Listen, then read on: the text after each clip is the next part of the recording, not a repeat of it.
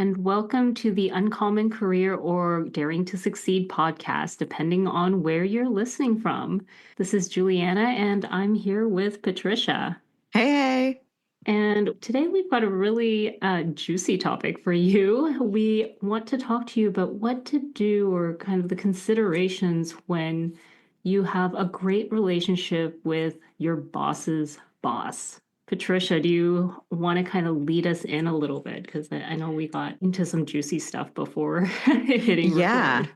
No, definitely. I think this is so interesting because, sometimes it's a situation of, oh, how do I, work the politics and how do I figure out, which relationships to build? But this is like the opposite side. This is almost like when they say too much of a good thing. And you're like, wait a Yes. second. So I'm in good with our leadership, but there's this boss that I have that's in between us, right? And it could make for a little bit of an awkward situation. And you could even cause, like you mentioned, insecurity in your immediate boss, which Mhm. because they are your manager, do your evaluations and are your day-to-day leader, you want to navigate that situation with sensitivity. Absolutely. And I mean, this happens a lot, especially if you and your boss's boss have been bumping into each other a lot, either at that company or within your industry or whatever. Obviously, as everyone's careers grow and move around, there's always those connections that you made earlier in your career that kind of follow you along. So that's usually how these natural relationships work. But it can be very obvious to people that you have those relationships. And like Patricia said, that insecurity kind of floats up with the person in between. And, hopefully, if they are a fantastic leader, you're just like, this doesn't apply to me. And my boss is great. They're supportive. But in a lot of situations, especially with either newer bosses, like people newer into the management role in general, newer into that dynamic. So if they're coming in as someone Mm. replacing a prior manager, or if they're just new to the company, that can be a little bit threatening to them because then they're kind of wondering, like, what does this mean for me? Oh, yeah. So I wonder, Patricia, if we kind of look into more of like the emotional state of that in between boss, your direct manager, kind of take us into what that might look like for them. Yeah, no, absolutely. I always think of, that communication piece, right? We judge other people by the impact they have on us, but we judge ourselves by our intent. And sometimes other people can't see our intent. So in that same situation, it's like, okay, let's look at their behavior because we can't really judge exactly how they're feeling. And that's where assumptions really start to come in. And this is, Mm. when they make assumptions and then we make assumptions and there's not any real communication. I mean, that's just the grounds for awkwardness and conflict and things that elevate in our minds. And imagine there's a situation that's elevating in both your mind and your immediate leader's mind and all these assumptions. And because there's this sense of potentially threat on their end, they might be like threatened by the fact that you have their boss's ear. I would very much observe their behavior, number one. So, do you see any signs of defensiveness? Are they avoiding you in situations where normally a Mm. leader would go directly to you? Do you see that micromanaging that we talked about a couple of episodes ago? Or do you see passive aggressive behavior? So part of it is assessing their behavior. So that's the input, right? But then you also have output. So when we communicate, we go in and out, right? And so the output is being really open about communication. Technically, they are your leader, but because you have their boss's ear, there's this like interesting dynamic where now you technically can take that proactive intentionality to open communication with that leader because they feel Mm. the power dynamic has shifted. And so because of that, I personally, if it were me, I personally would then say, I'm going to take the initiative to open up communication with my leader more so than I would if I didn't have that relationship with their boss. Yeah, those are some great points, and I really love how you started with making sure that we remember not to make too many assumptions about what our boss is thinking too, because although we kind of started, Patricia and I, with talking about all the, crunchy bits, I'll say, Yeah. that might be possible with this type of dynamic, maybe your boss is okay with it and the way they communicate doesn't actually bring that to light and we're just misreading their signals possibly. So really great points there. Oh my goodness. Okay. Seriously, like that's exactly what came to my mind as you were sharing that. One of the pieces is to get really clear on if this insecurity is based on your direct actions, because Yeah. part of it might be based on that and their relationship with their boss. But the other part might be, we carry things in with us in every role, and this could be something they're carrying and they're just extra sensitive about it. So, don't take more responsibility for the issue than is Mhm. actually on you. But I would look at, is the insecurity or the actions they're taking, is it a result of something that they brought in with them? How much of Yeah. it is you? And how much of it is just a broader workplace culture? Because some organizations are pretty flat, and this might not be an issue at all.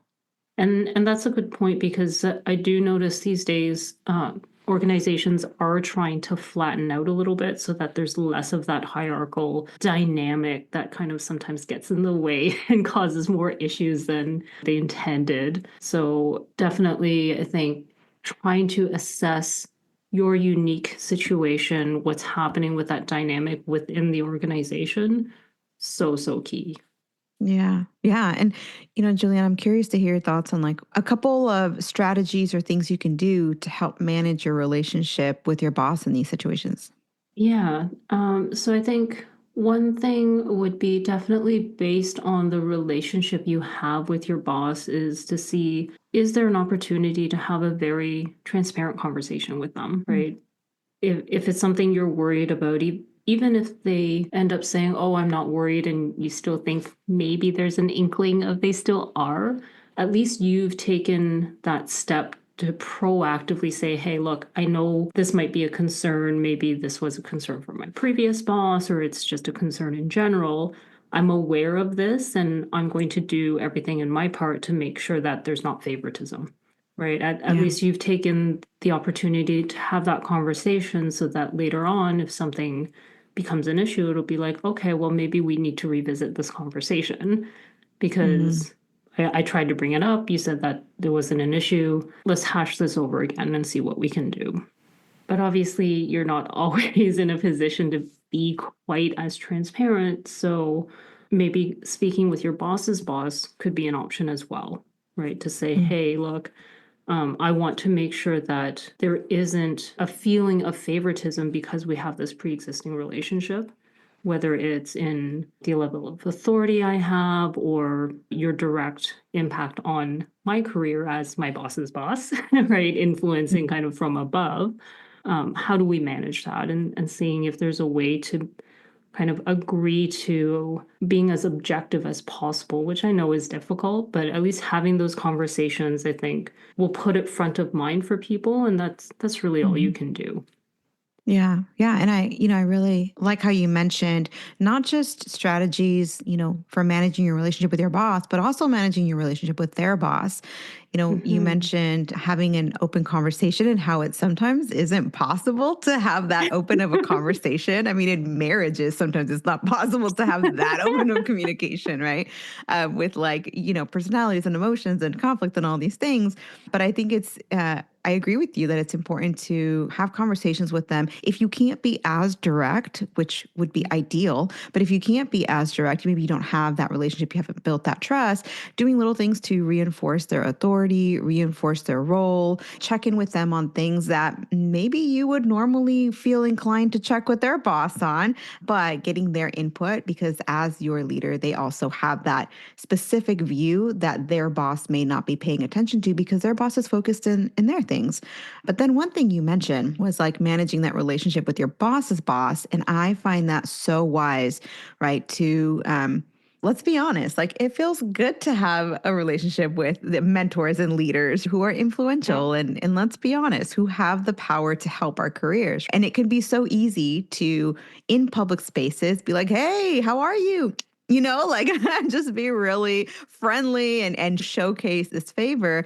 But I think that the wise thing to do is to hold it close to you and to message them via email and arrange private conversations to develop the relationship and really not use it to your advantage politically and unnecessary day-to-day things. I would first set boundaries in terms of how publicly or how not publicly you have this relationship, so that when you truly need their help, need their mentoring, need their advocacy, it's in something that's really going to matter. So it doesn't affect the day-to-day with your immediate boss. And being too public can actually disrupt your relationship with your boss's boss, to where you lose trust because you're taking advantage of it, right? And so you just want to kind of manage those pieces so that you build a relationship on trust and you're able to use it strategically when you truly need it.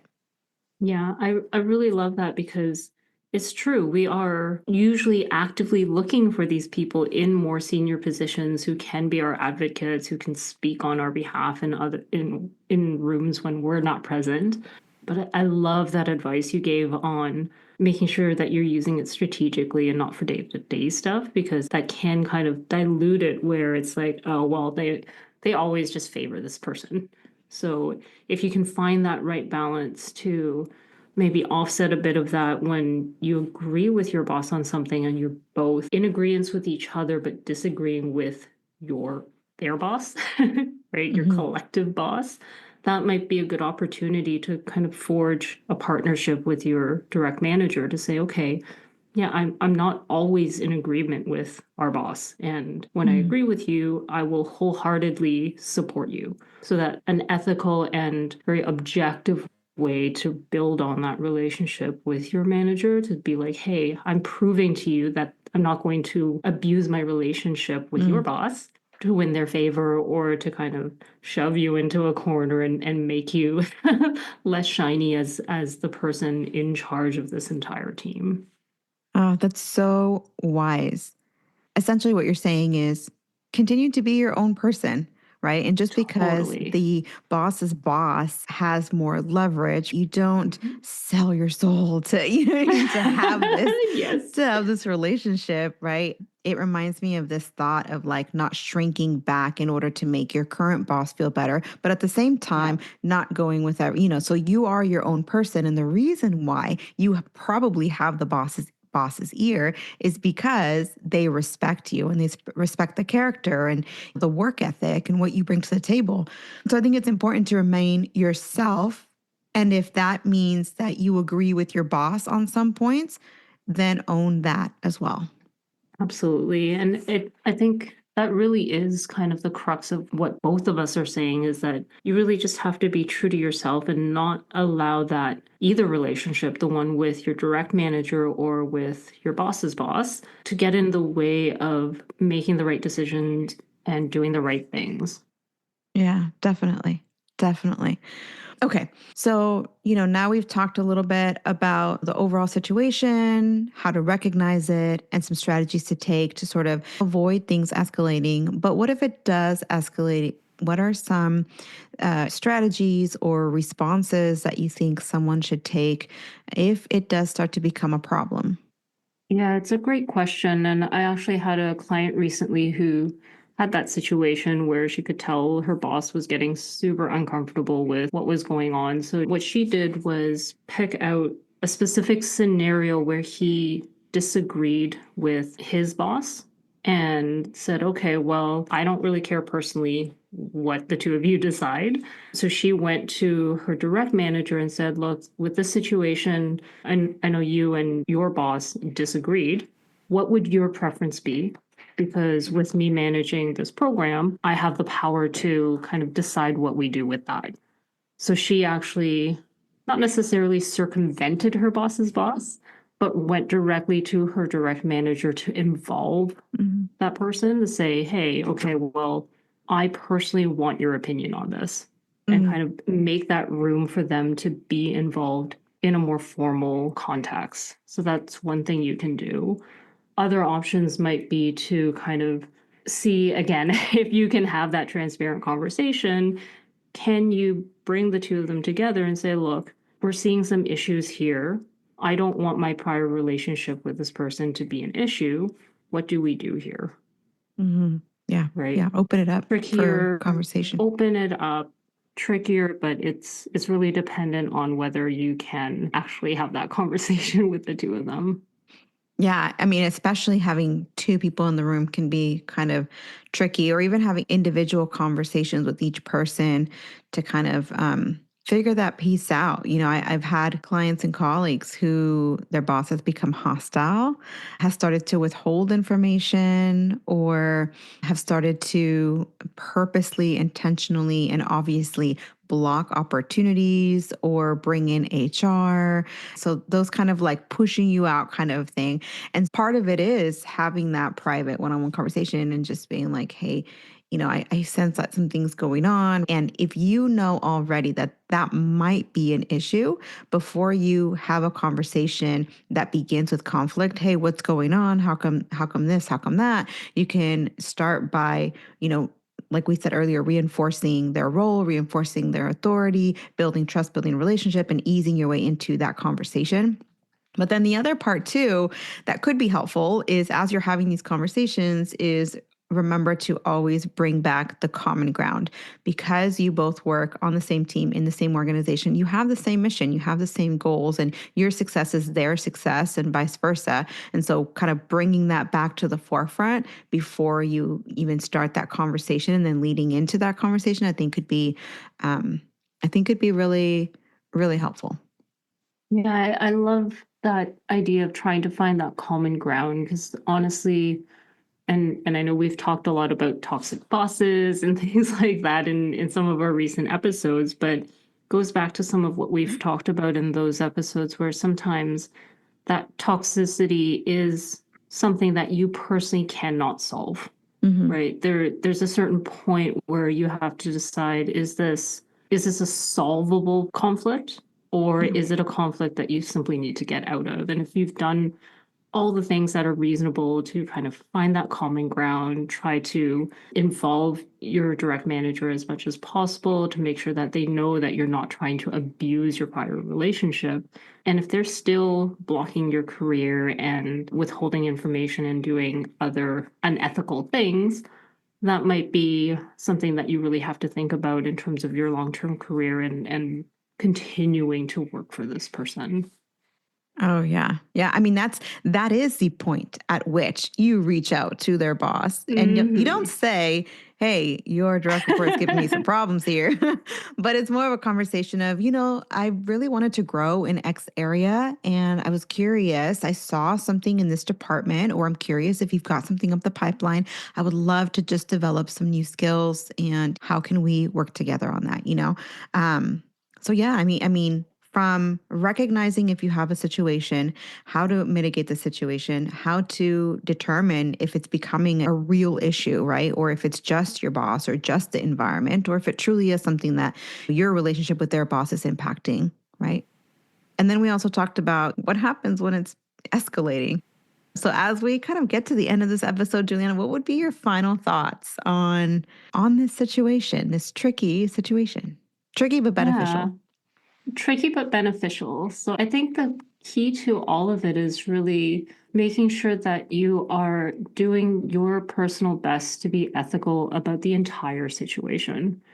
And as long as you're doing that, I mean, there's only so much you can do to manage, especially dynamics that are that complicated with two people who are senior to you in the hierarchy, as well as, all those interpersonal issues. But as long as you can sleep at night knowing that you've done your best not to abuse that prior relationship, that you're trying as much as possible to build that relationship with your direct manager, that's really all you can do and all you can hope for. Mm. Oh, that's so good. Ultimately, it's about your motive, right? It's kind of like a while back, it was like, you can't lie and you shouldn't lie.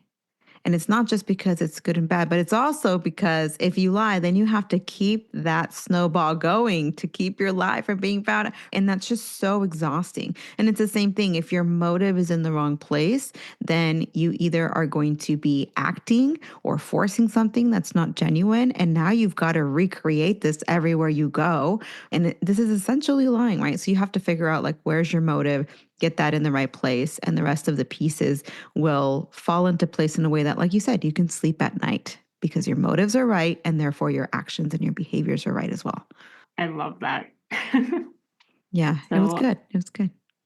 yeah. So I think that's all we have on this topic this time, but definitely, as usual, let us know if there's something you want to talk about and connect with us on LinkedIn or through our websites. We would love to hear from you.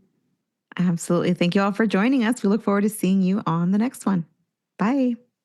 Bye.